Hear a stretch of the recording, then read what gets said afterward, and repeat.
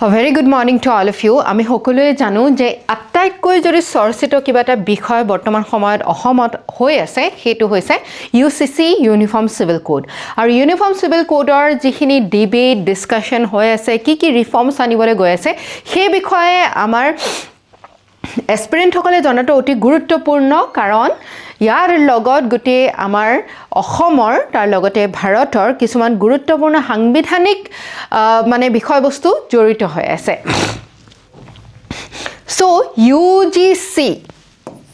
UCC এই UCCৰ কথা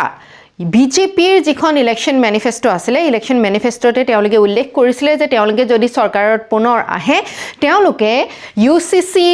আমাৰ অসমত লাগু কৰিব UCC এতিয়া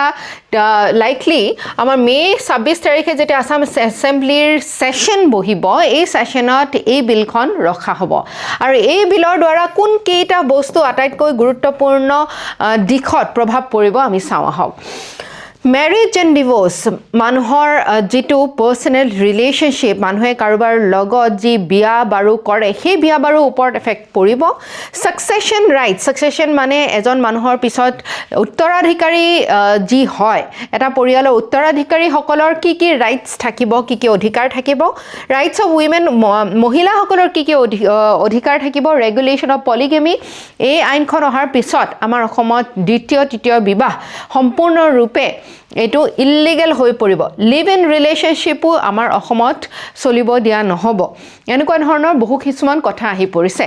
এতিয়া কথা হল যে ইউনিফৰ্ম সিভিল কোড কি হয় ইউনিফৰ্ম সিভিল কোডৰ অৰ্থ হৈছে ইউনিফৰ্মলি গুটে সিভিল মানে হৈছে আমাৰ জনসাধাৰণৰ ওপৰত যি ব্যৱস্থা গ্ৰহণ কৰা হয় বা জনসাধাৰণৰ আমাৰ জীৱনত প্ৰভাৱ পৰাকৈ এটো হৈছে এটা সিঙ্গল ইউনিফৰ্ম কোড এতিয়া যেহেতু আমি জানো যে আমাৰ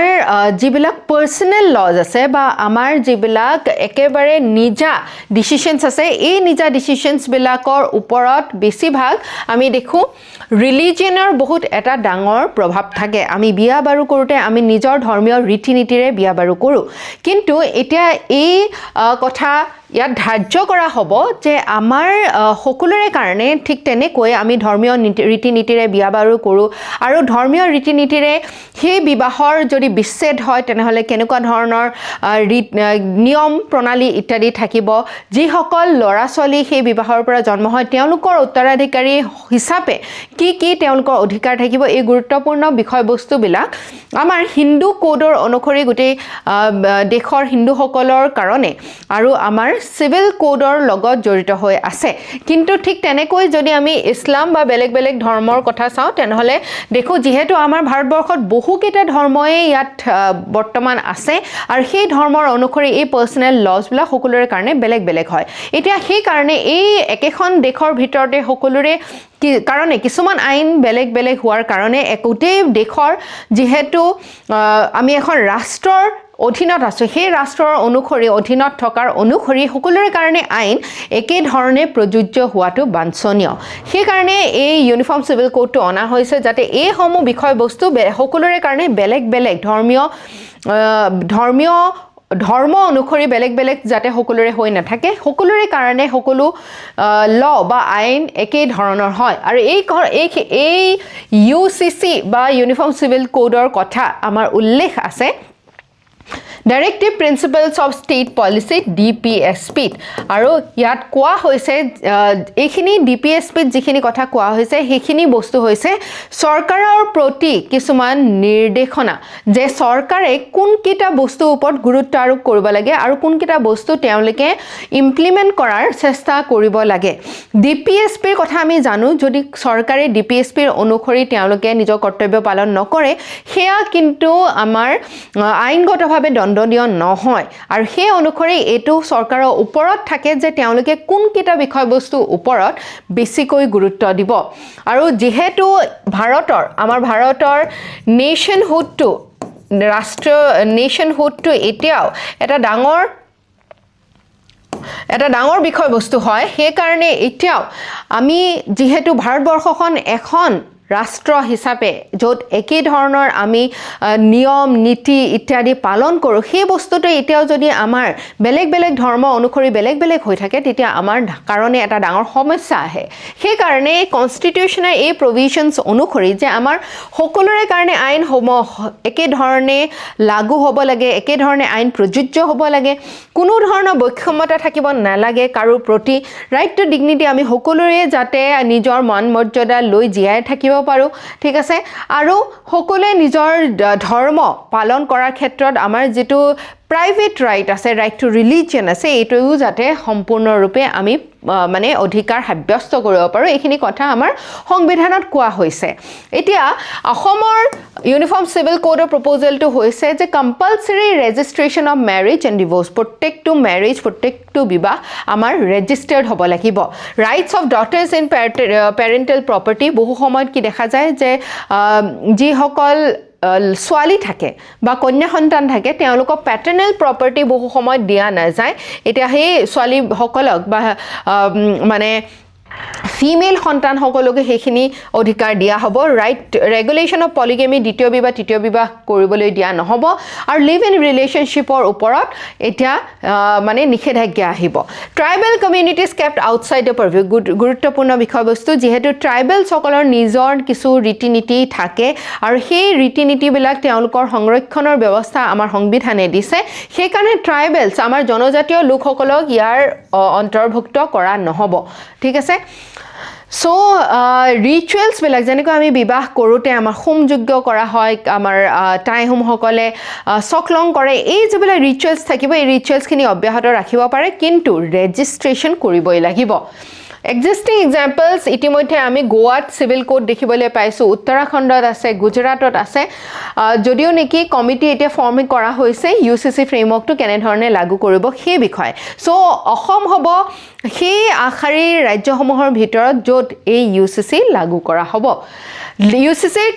আমাৰ কিয় প্ৰয়োজনীয়তা আছে যাতে আমি সামাজিক ন্যায় ব্যৱস্থাটো আমাৰ ইমপ্লিমেণ্ট হোৱা দেখিবলৈ পাওঁ বহু সময়ত কি হয় আমাৰ ধৰ্মীয় ৰীতি নীতি বহুত বেলেগ থাকে যেটো কাৰণত মহিলাসকল বা বহুত উত্তৰাধিকাৰী নিজৰ প্ৰাপ্য যে অধিকাৰ আছে সেই অধিকাৰ নাপায় লিগেল ইউনিফৰ্মিটি সকলোৰে লগৰ কাৰণে সকলো ল একে ধৰণে প্ৰযোজ্য হ'ব কনষ্টিটিউশ্যনে আমাক যিখিনি কথা কৈছে সেইখিনি কথাও আমি প্ৰযোজ্য কৰিব পাৰিম কিন্তু কনচাৰ্ন কিছুমান আহিছে কিছুমান প্ৰত্যাহ্বান আহিছে কিছুমান ক্ৰিটিচিজম সমালোচনাও আহিছে যে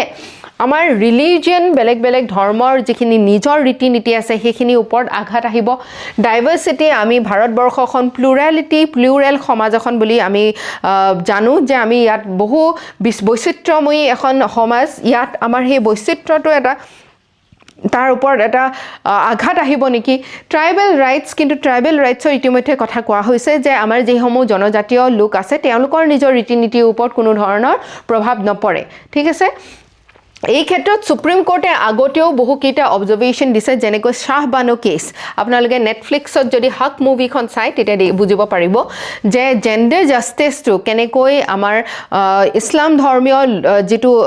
ধৰ্মীয় যি ৰীতি নীতি আছে তাত বহু সময়ত যিগৰাকী ৱাইফ যিগৰাকী মানে ঘৈণী যাক ডিভোৰ্স দিয়া হয় তেওঁ কেতিয়াবা কোনো ধৰণে এলিমেনি বা কোনো ধৰণৰ আৰ্থিক সাহায্য নোপোৱাকৈ তেওঁ ভুগিবলগীয়া হয় ঠিক তেনেকৈ বহুকেইটা কেছ এনে ধৰণৰ আছে য'ত জুডিচিয়াৰী বাৰে বাৰে এইটো কথা কৈছে আমাৰ সুপ্ৰিম কোৰ্টে বাৰে বাৰে এইটো কথা কৈছে যে আমি এখন ইউনিফৰ্ম সিভিল কোড বা একে ধৰণৰ পাৰ্চনেল লজ সকলোৰে কাৰণে প্ৰযোজ্য হোৱাকৈ আমি অনাটো বাঞ্ছনীয় হয় ঠিক আছে so UCC and federalism UCC এতিয়া যিখিনি মেৰিজ সাকচেশ্যন এইবিলাক বস্তু পৰে কনকাৰেণ্ট লিষ্টত কনকাৰেণ্ট লিষ্ট মানে ষ্টেট আৰু ইউনিয়ন দুই পক্ষই ইয়াৰ ওপৰত ল বনাব পাৰে এতিয়া অসমৰ এপ্ৰ'চটো হৈছে ষ্টেট স্পেচিফিক আমাৰ ৰাজ্যৰ অনুসৰি ইয়াৰ এডাপ্টেশ্যন কৰা হ'ব আৰু ট্ৰাইবেলসকলক জনজাতীয় লোকসকলক এক্সেম্প্ট কৰা হ'ব আৰু ইয়াৰ গভৰ্নেন্স পাৰ্সপেক্টিভটো কি আছে যে আমাৰ যিবিলাক বিবাহ হয় ইয়াৰ বেটাৰ ডকুমেণ্টেশ্যন হ'ব উইমেনে নিজৰ ৰাইট পাব আৰু লিগেল এম্বিগুইটি যিবিলাক মানে কথা আমাৰ লৰ পৰা আঁতৰি থাকে সেইখিনি এতিয়া আনিব পৰা যাব আৱেৰনেছ বৃদ্ধি হ'ব ইয়াৰ প্ৰতি আৰু সকলোৰে মাজত আমি সামঞ্জস্যতা দেখিবলৈ পোৱা যাব বুলি কৈছে এডিশ্যনেল এনাউন্সমেণ্ট কৈছে আমাৰ যে 2 লাখ জব 5 বছৰত আহিব এইটো কথা তেওঁলোকে নিজৰ মেনিফেষ্টটো কৈছিলে মিউজিয়াম এটা হ'ব ডক্টৰ ভূপেন হাজৰিকাৰ আমাৰ শংকৰদেৱ কলাক্ষেত্ৰত আৰু ইয়াৰ দ্বাৰা আমাৰ মানে মেনিফেষ্টত যিখিনি কথা কোৱা হৈছিলে বিজেপি চৰকাৰে এতিয়া এটা কৈ তাক ইমপ্লিমেণ্ট কৰাৰ ক্ষেত্ৰত আগবাঢ়িছে এটা ধুনীয়া প্ৰশ্ন আপোনালোকে ইয়াৰ দ্বাৰা কৰিব consider the following statements regarding uniform civil code article 44 of আমাৰ কনস্টিটিউশনত আমাৰ ইউনিফৰ্ম সিভিল কোড এটা যে আমি গোটেই ভাৰতবৰ্ষত আনিব লাগে সেই কথা কোৱা হৈছে yes uniform civil code is included under fundamental rights নহয় আৰ্টিকল 44 ডিপিএছপিত হে আছে ফান্ডামেন্টাল ৰাইটত নাই Marriage or divorce concurrent list আছে concurrent listত আমাৰ 7th schedule আছে বুলি কৈছে হয় আমি অকনমান আগতে পঢ়িলো proposed Assam UCC framework exempts tribal communities yes tribal communities জনজাতীয় লোকসকলক আমাৰ আতৰাই ৰখা হৈছে UCC ৰ পৰা সেই কাৰণে দুই ঠকাটো আমি ক্যান্সেল কৰিব পাৰো 1 3 and 4 is the correct answer মেইনছত কি প্ৰশ্ন আহিব পাৰে যে জি ডিবেট আমি দেখিবলৈ পাইছো ইউসিসিৰ ওপৰত এটোৱে দেখাইছে যে আমি সংবিধানে যি কথা কৈছে আৰু আমাৰ সমাজত যেনে ধৰণৰ আমাৰ সাংস্কৃতিক যিবিলাক ট্ৰেডিশন আছে তাৰ লগত এটা সংঘাত হোৱা দেখিবলৈ পোৱা গৈছে যেটো কাৰণত আমি এই ধৰণৰ ডিবেট আমাৰ অসমৰ ক্ষেত্ৰতো দেখিবলৈ পাইছো এই প্ৰপ'জালটো যেটো আমাৰ অসমৰ ক্ষেত্ৰত আহিছে ইয়াক লৈ পেলাই এই গোটেই কথাখিনি আলোচনা কৰা ট্ৰাম্প আৰু এক সি সামিট তাৰমানে হৈছে ইউএসএ আৰু চাইনা সামিট মানে হৈছে যেতিয়া গুটে দুইখন দেশৰ শীৰ্ষ নেতৃত্বৰ বৈঠক হয় তেতিয়া তাক সামিট বুলি কোৱা হয় সামিট মানে হৈছে পৰ্বতৰ শিখৰ যেনেকৈ তেনেকৈ কিয় এটা গুৰুত্বপূৰ্ণ যে আমি জানো ইউএসএ আমেৰিকা আৰু চাইনা দুইখন বৈৰী দেশ হয় তেনেহলে এনেকুৱা কি হ'ল যে ইউএসএ ৰ প্ৰেসিডেন্ট গৈ পেলাই চাইনাত গৈ চাইনাৰ যিজন প্ৰেসিডেন্ট হয় তেওঁক লগ কৰিছে এটা এটা বহুত ডাঙৰ কথা হয় যেটো আমি আলোচনা কৰাৰ কাৰণে বহুত জৰুৰী ইউএসএ প্ৰেসিডেন্ট ডোনাল্ড ট্ৰাম্পে হাই লেভেল ভিজিট কৰিছে আৰু ইয়াৰ মূল কাৰণটোৱে হৈছে বৰ্তমান সময়ত গোটেই বিশ্বৰ অৰ্থনীতি বহুত বেয়া চলি আছে ইউএছ আৰু ইৰানৰ যেটো টেনচন হৈছে তাৰ কাৰণে ষ্ট্ৰেট অফ হৰমুজ ইৰানে বন্ধ কৰি ৰখাৰ কাৰণে বহুত বেছি বৃদ্ধি হৈছে তেলৰ দাম আৰু গোটেই বিশ্বতে ইয়াৰ যেটো ট্ৰেড ডিসপিউট আমি দেখিবলৈ পাইছো ইউএসএ ট্ৰেড ওয়াৰ ইউএসএ আৰু চাইনাৰ যিখন ট্ৰেড ওয়াৰ আগৰে পৰা চলি আছে এতিয়া সেইখন অব্যাহত আছে to a great extent trade war টেৰিফৰ আমি ভাৰতৰ ক্ষেত্ৰতো দেখিবলৈ পাইছিলো যে আমাৰ 50% লৈকে আমাৰ টেৰিফ ট্যাক্স বৃদ্ধি কৰাৰ পিছত এতে গৈ পেলাই এটো 27% কৰিলে কিন্তু তথাপিও আগৰ তুলনাত এটো বৃদ্ধি হৈ আছে যেটো কাৰণত আমাৰ ভাৰতৰ যিখিনি বস্তু আমি ইউএসএ বা আমেৰিকাৰ নিচিনা দেশত পঠিয়াও সেই বস্তুবিলাক সেই দেশত দাম বৃদ্ধি হোৱাৰ লগে লগে আমাৰ বস্তুৰ চাহিদা কমি আহিছে আমাৰ বস্তুৰ চাহিদা কমি অহাৰ লগে লগে আমাৰ ভাৰতৰ যেটো ৰূপী আছে এই ৰূপী বা আমাৰ মুদ্ৰাৰ যেটো তুলনা ডলাৰৰ লগত সেই আমাৰ ৰূপী আমাৰ মুদ্ৰা যথেষ্ট বেছি তললৈ আহিছে আৰু আজিৰ দিনত আমি দেখিছো যে 96 ৰূপী ইজ ইকুৱেল টু $1 ইয়াৰ আৰু কাৰণ আছে যে আমাৰ ভাৰতৰ বেছিভাগ তেল আমি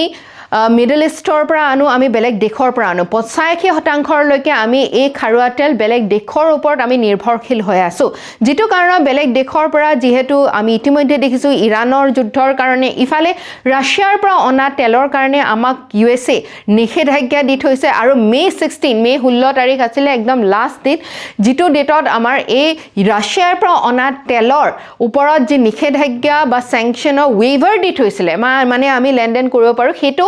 আতৰাই দিব মে 16 তাৰিখে তেতিয়া আমি দেখিম যে তেলৰ দাম আৰু বেছি বৃদ্ধি হৈছে ইতিমধ্যে 3 টকা তেলৰ দাম আমি বৃদ্ধি হোৱা দেখিবলৈ পাইছো আৰু অনাগত দিনত এই তেলৰ দাম বা আমাৰ গেছৰ দাম আৰু বেছি বৃদ্ধি হোৱাৰ আশংকা আছে ইয়াৰ এটা মূলত কাৰণ হৈছে ইৰানৰ ওপৰত যুদ্ধ বা যি আক্ৰমণ কৰিলে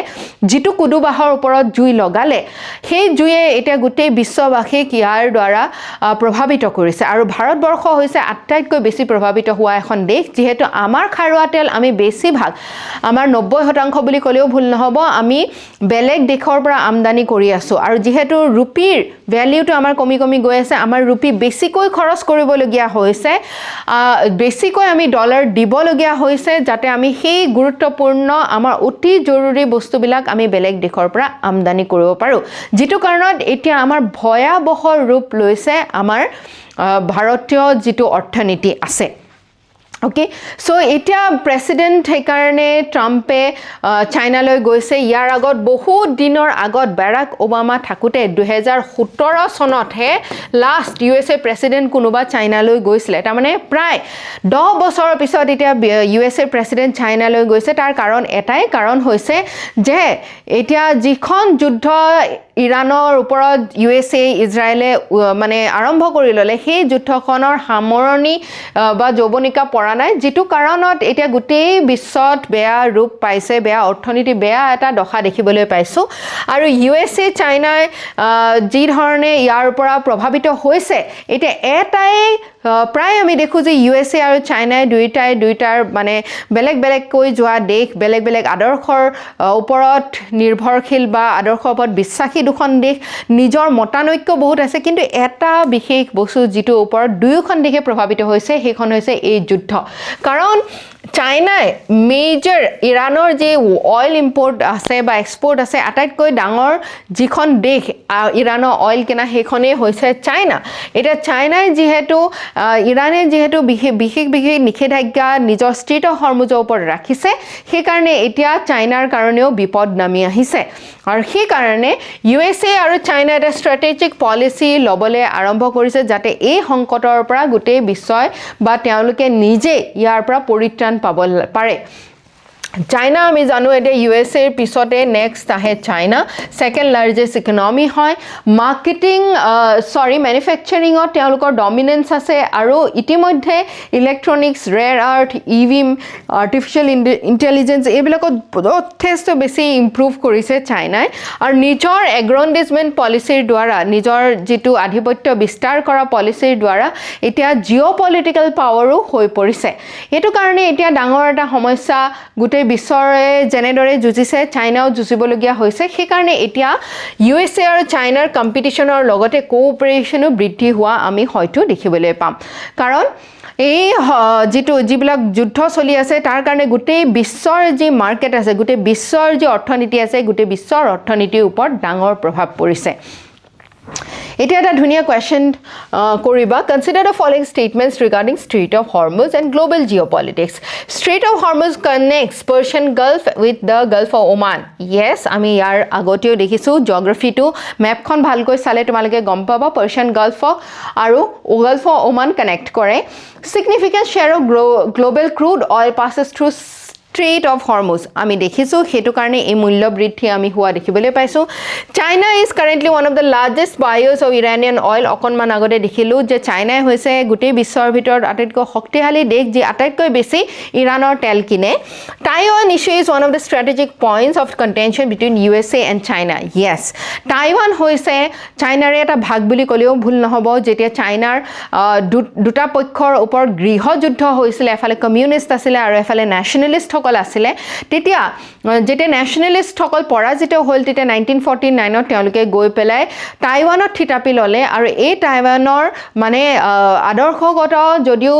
মতানৈক্য আছে চাইনা কিন্তু উৎসটো দুইখন দেশৰ মানে একেই হয় সেই কাৰণে এটা চাইনাই ক্লেম কৰি থাকে যে টাইৱানখন তেওঁলোকৰ হয় কিন্তু